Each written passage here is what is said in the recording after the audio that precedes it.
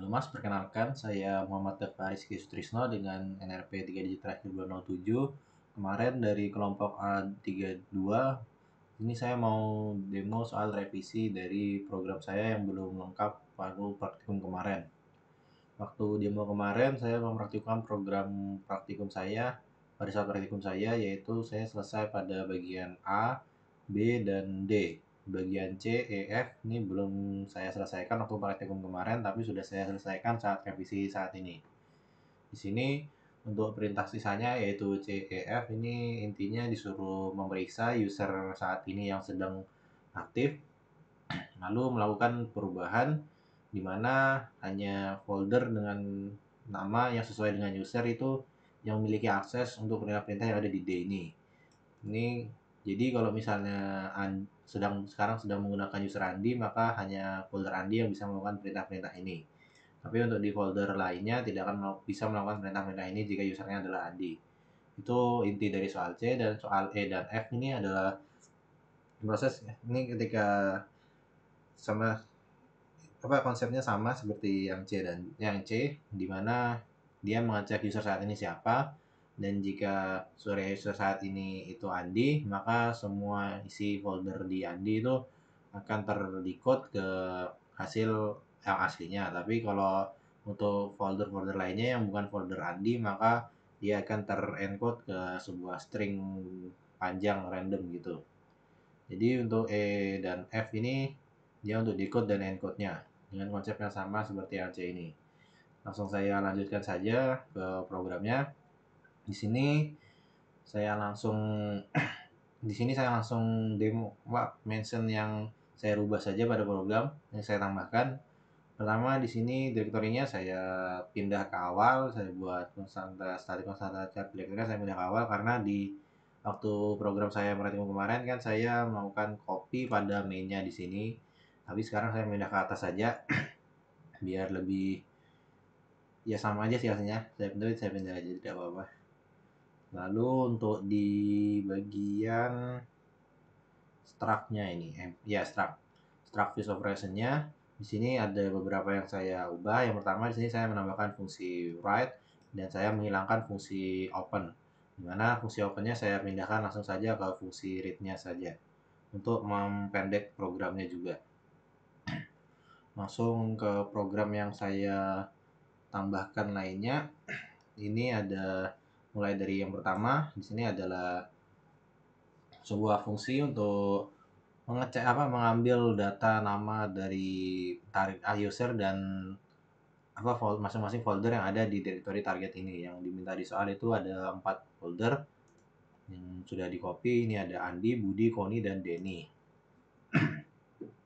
Jadi fungsinya ini untuk mengambil username dari saat ini dan nama-nama dari foldernya. Di sini pakai copy path-nya dulu, path dari targetnya. Di sini diambil nama-nama direktori yang 4 tadi itu menggunakan strtalk untuk membagi dari path-nya. Karena path saya di sini berada di posisi kelima, ya folder-folder yang ingin dianu tadi. Jadi saya menggunakan looping sebanyak 5 kali. Jadi nanti yang akan diambil itu nama direkturnya itu dipotong yang bagian yang kelima. Dimana bagian pertamanya itu home, Dava, modul, target. Maka di bagian kelimanya ini nanti ada macam-macam nama foldernya. Yaitu tadi Andi, Budi, Koni, dan Denny. Lalu disimpan di directory name. Lalu di sini ada fungsi untuk mengambil UID dan password dari usernya yang sedang aktif. Lalu di sini untuk menyimpan data dari username dan dari direktori yang ada pada soal. Di sini disimpan menggunakan fungsi log file. Lalu di sini ada pengecekan apakah pengecekan menggunakan variabel isOwner, di mana dicekkan sama dengan directory name dan strm ini directory name sama username-nya itu sama dengan 0. Maka jika ini benar, dia akan return benar. Jika salah, maka salah. Maksudnya benar itu ketika dicek nama usernya itu apakah sama dengan nama direktorinya. Jika benar, dia akan return benar. Lalu untuk fungsi decode dan encode, di sini saya sedikit copy paste dari internet karena kalau di soal ini dia dimintanya menggunakan sebentar. Ini menggunakan base encoding base 64. Jadi bisa dicari di internet saja apa namanya template-nya untuk base 64 itu. Di sini ada tabelnya, ada mau tabelnya. Lalu di sini ada fungsinya sendiri untuk base 64 encode. Jadi di sini saya mengambil dari template di internet untuk fungsi encode dan decode-nya. Lalu untuk di di bagian fungsi-fungsi lainnya yang ada di views ini, karena di bagian C ini dimintanya untuk membatasi akses untuk tiap-tiap folder, jadi tentunya sudah saya modifikasi juga untuk fungsi-fungsi lainnya ini. Di sini fungsi-fungsi lainnya ini yang sebelumnya saya hanya menjalankannya saja tanpa ada pembatasan aksesnya, jadi sudah saya batasin akses dengan memanfaatkan fungsi yang saya tambahkan di awal tadi ini, yaitu ini os counter untuk mengecek counternya. Di contohnya kayak misalnya di get attribute ini, di yang lain get attribute dan read dir dan lain-lainnya ini, get attribute belum di attribute sama read dir itu untuk memounting, belum di read misalnya. Di read di sini itu ada ini juga ada saya masukkan fungsi open di read karena untuk memperbanyak programnya juga, jadi tidak perlu ada fungsi open lagi. Lalu di sini juga ada pengecekan ketika dia bukan ownernya maka akan terjadi fungsi encode kepada folder tersebut. Tapi jika di ownernya maka akan tidak akan terencode, akan terdecode menggunakan free encode ini. Contohnya itu penggunaannya ini seperti di write juga. Sini kan deklarasi seperti program saya sebelumnya sudah saya demokan, tapi di sini ada kondisi untuk pengecekan username dan directory saat ini. Jika dia tidak sesuai, maka akan return tidak memiliki akses dengan sintaksnya return min access. Jadi ini tidak akan terjalankan fungsi dari write-nya. Begitu juga untuk make-dir, di sini pengondisiannya untuk pembatasan aksesnya. Create di bagian scene create juga. Sama di times, oh ya lupa saya tambahkan, harusnya ada. Kayaknya kabus tadi. Tapi nanti saya tambahkan lagi. Untuk di times ini sudah ada. Terus di remove dir juga ada if ownernya. Terus unlink juga udah ada. Untuk rename juga sudah ada penambahan fungsi ini pengondisiannya jika dia berada pada username dan dari folder yang benar. Langsung saja saya sebentar saya coba. Ini kelihatan ya, kelihatan. Ini programnya sudah saya simpan. Terus langsung saja di sini pertama saya compile dulu pastinya. Ini sudah selesai compile. Terus saya jalankan outputnya. Sudah fs1 join load other. Nah sekarang point typo lagi sudah. Nah ini dia sudah ke mounting, dan terus kalau lihat di manager file sudah ada apa sini pertanda kalau folder mount point sudah ke mount. Lalu saya ganti dulu username misalkan Andi. Nah di sini saya coba pindah ke foldernya sendiri dulu. Terus saya coba pertama ngecek isi dari teksnya sudah ada. Terus saya coba misal melakukan touch test.txt, dia berhasil. Nih cek, oke sudah ada, ini touchnya udah berhasil. Kalau misalnya yang lainnya misal make-dir di tes dicek juga sudah ada pembuatan make-dir. Kalau remove juga udah bisa, misal test.txt sama sekalian saja saya remove direktorinya. Nah terus di sini juga sudah hapus. Terus misal saya coba lagi ke direktori lain, misal punya Budi. Sekarang user saya sebagai Andi. Jadi kalau misalnya saya buka, nah ini, kalau saya buka catchbird yang ada di Budi, maka dia akan terencode di sini. Kalaupun saya coba pindah ke layer yang berbeda pada direktori Budi, misalnya sebentar layer 1. Di sini ada tes 2, tes 3. Kalau misalnya saya lihat juga, nah di sini juga sudah terencode nih ya hasilnya di ini. Lalu kalau misalnya sebentar saya balik dulu di sini aja gak boleh. Saya coba buat file touch.txt.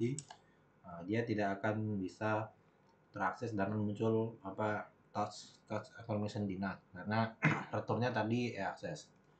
Kalau misalnya make deal test juga tidak bisa. Lalu saya balik ke command point, saya ganti sekarang usernya menjadi Koni. Coba Koni sudah. Sekarang ke folder Koni dulu. Di sini aduh salah lagi. Nah di sini ada catchbird, misal cat catchbird .txt. Ini sudah kelihatan benar. Lalu tab juga udah bisa harusnya. Salah lagi, bentar sebentar. Touch test.txt sudah bikin. Remove test.txt. Dan sekarang kalau misalnya saya cek ke foldernya Andi yang tadinya masih ada tulisannya, maksudnya isinya masih benar. Kalau sekarang saya cat ke sini, nah dia akan terencode karena usernya sudah berganti. Sekarang kalau mau saya coba ini aja deh, coba ganti ke Budi tadi karena kan saya ngetiknya di Budi. Jadi saya coba ke Budi. Nah, Budi di sini ls yang Andi dulu ya. Ini saya coba cek isinya. Tuh, kok tidak bisa. Kenapa ini? Wah, error lagi mohon poin saya. Sebentar. Coba Budi. Budi. Oh iya, mohon poin saya error lagi.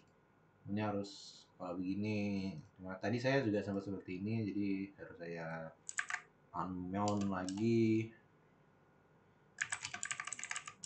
Bentar.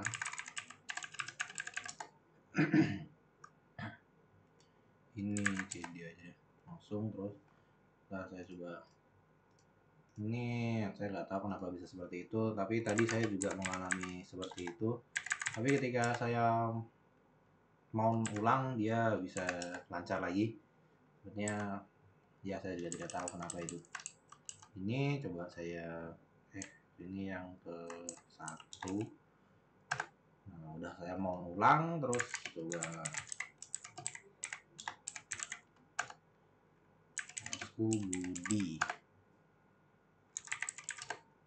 ke CD Andi ls ini kan sudah bisa kan tadi. Poin saya sepertinya korup atau bagaimana tidak tahu juga. Nah di Andi ini tadi kan ya, jadi ya pokoknya udah sama lah intinya, meskipun saya mau ulang. Terus kalau misalnya ke Budi juga ls ini ada catchbird juga sama semua, dia ada isinya. Sekarang langsung saja S1 saja untuk mengecek. Salah password. Nah saya cd ke cd Andi. Nah sini masih ada catchbird cat ini nih. Nah dia akan terdecode nih kan. Sebelumnya kan saya sebagai user Budi ke catchbirdnya Andi dia akan terencode, lalu ke catchbirdnya Budi dia akan terdecode. Kalau saya sekarang ganti ke user Andi, yang di Andinya sendiri sekarang akan terdecode. Jadi kalau misalnya sekarang ke yang Budi, cd Budi, sekarang catchbirdnya Nah, dia akan terencode karena sekarang user saya sebagai Andi, bukan sebagai Budi. Dan dimana sekarang saya berada pada folder Budi. Mungkin sekian saja demo untuk revisi saya di bagian C, E, sama F. Yang C tadi ini sudah saya praktekkan di awal tadi untuk task dan apa-apanya. Lalu di sini untuk encode dan decode-nya, saya memanfaatkan konsep yang sama seperti yang di C ini dengan mengambil username-nya, lalu ketika username-nya berbeda dengan foldernya akan terencode dan jika sama akan terdecode. Menggunakan template base64 yang bisa dicari di internet.